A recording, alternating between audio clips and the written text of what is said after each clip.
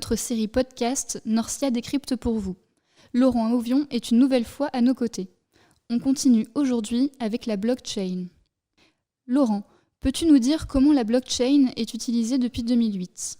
La première utilisation est le cryptoactif qui permet de payer un bien ou un service ou d'effectuer un virement sans pratiquement aucun frais. Le Bitcoin est la première utilisation de la blockchain. C'est aujourd'hui le plus connu, le plus commenté, le plus critiqué, mais c'est aussi un cas d'usage parmi des milliers d'autres et il ne faut surtout pas réduire la blockchain au Bitcoin. C'est un peu comme si on réduisait l'imprimerie à la Bible, sa première utilisation, ou Internet au premier site lancé en 89. Et il y a plein d'autres cryptoactifs depuis le Bitcoin. Chaque projet d'utilisation, qu'on appelle aussi protocole, va s'appuyer sur son propre cryptoactif, qu'on appelle token, pour imaginer de nouveaux usages.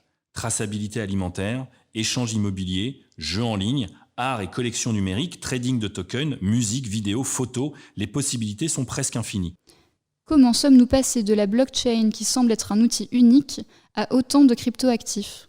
La blockchain est un outil unique à l'origine qu'il a fallu au fil du temps améliorer, peaufiner et adapter pour imaginer tous ces projets d'utilisation. Pour rester sur l'exemple de l'imprimerie a donné naissance aux magazines, journaux, livres, affiches, archives, tracts, flyers, BD, mangas, etc., etc.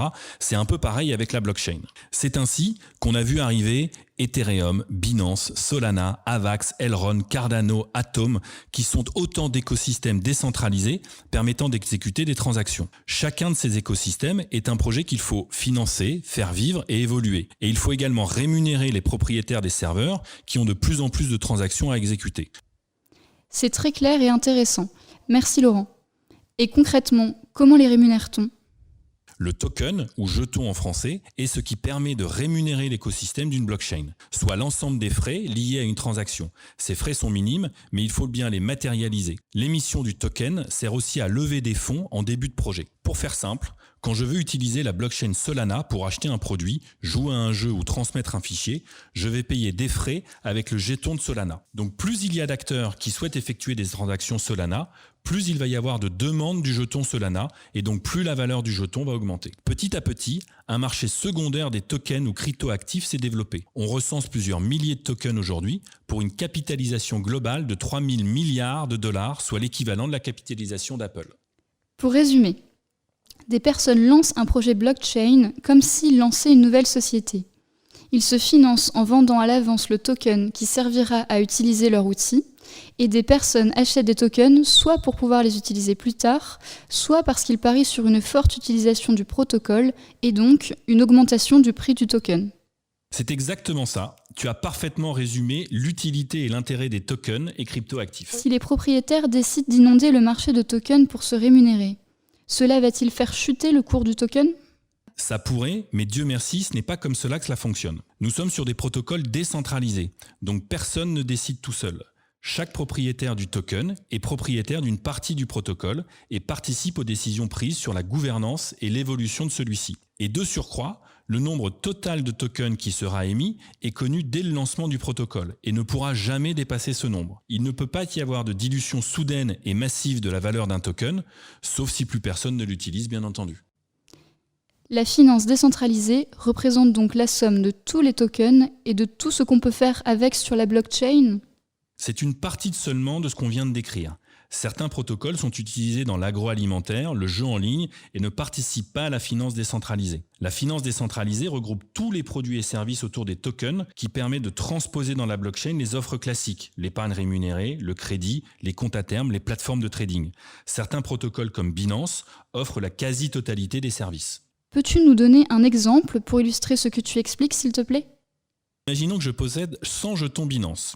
Je vais proposer de bloquer 80 de mes jetons pendant un an. Quelqu'un va donc pouvoir me les emprunter contre rémunération pendant la même période, avec bien sûr un garant qui possède encore plus de jetons que moi. Sans aucune intervention extérieure ni tiers de confiance, je vais donc toucher une rémunération d'épargne. Le garant touchera également une rémunération en échange de son risque de garant et quelqu'un pourra emprunter une somme à court terme ou moyen terme. Le tout dans l'anonymat le plus complet, instantanément, sans étude ni frais de dossier. Ce n'est pas sans risque, mais les niveaux de rémunération sont adaptés avec des taux pouvant aller jusqu'à 12%. Le constat sur les 270 milliards de dollars que pèse la finance décentralisée est que les défauts de paiement sont bien inférieurs à ceux des organismes de crédit classiques. Y a-t-il d'autres révolutions qui prennent de la place sur le marché aujourd'hui ? Alors oui, et merci de m'offrir la transition parfaite pour te parler des NFT dont on parle beaucoup en ce moment. Non-fungible token ou token non fongible. Les tokens que nous venons d'évoquer sont fongibles. Un bitcoin est équivalent et échangeable avec n'importe quel autre bitcoin. Ils ont la même valeur et les mêmes caractéristiques. Un NFT est non fongible car je ne peux pas remplacer un NFT par un autre. Un NFT est par nature unique. Couplé à la blockchain, cela ouvre des perspectives de propriété fantastiques, dans l'art bien sûr, mais également dans le jeu en ligne ou l'immobilier. Là aussi, peux-tu illustrer pour bien comprendre ?